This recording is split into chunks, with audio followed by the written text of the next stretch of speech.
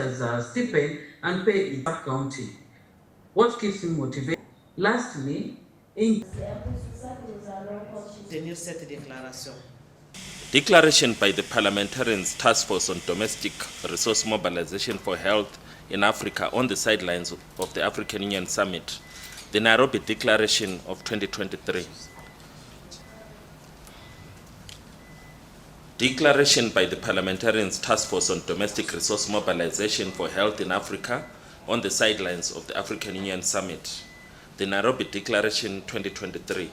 Preamble. We, parliamentarians from Cameroon, Cote d'Ivoire, DRC, Ghana, Kenya, Niger, Rwanda, Senegal, Zambia, and Zimbabwe, gathered in Nairobi on the 11th and 12th of July 2023 at the sidelines of the African Union Summit to reflect and discuss health financing in Africa. Cognizant of the need to formalize genuine collaboration between parliamentarians and civil society, we propose for an effective advocacy program on sustainable domestic resource mobilization for health in Africa through a platform for exchanging information, sharing best practices, and strengthening political synergies. Our recommendations resulted in the creation of the Parliamentarian Task Force on Domestic Resource Mobilization for Health in Africa, with the objectives of engaging parliamentarians in their respective countries on issues such as mobilization for national resources for health, strengthening of community health, universal health coverage, and addressing gaps in funding for the fight against HIV, tuberculosis, and malaria. We therefore unite our voices in support of this declaration. Context. The African Union member states have subscribed to a solid normative legal framework on the right to health. They have committed to its Agenda 2063, whose aim is to transform the potential threat posed by expected doubling of its young population by 2050 into a democratic dividend, bringing economic growth and higher living standards. And they've also subscribed to the Sustainable Development Goals, SDGs, which aim to significantly increase the health budget to ensure that everyone benefits from universal health coverage, UHC.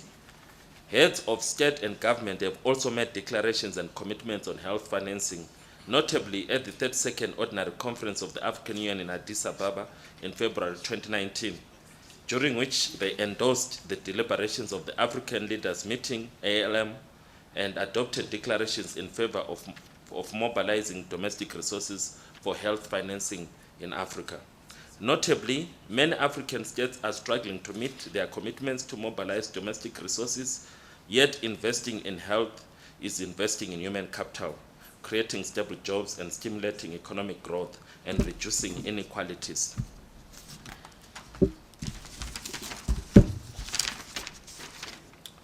While investments in community health programs are cost-effective, we note with concern the lack of prioritization and adequate budgets for the same. These investments contribute to the reduction of health inequalities, ensuring access to basic services for vulnerable and marginalized populations. They deliver high-quality services and improve overall health outcomes, and hence need to be prioritized. Commitments. We are committed to advocate for the following. 1. Domestic resource mobilization for health, including a push for the move from the commitment to action, co-financing of Global Fund and other development partners programs for HIV, TB, and malaria, to build equitable and resilient health systems focused on people-centered approach and integrated health services, such as addressing HIV, TB, malaria, and other health issues based on people's needs and disease burden.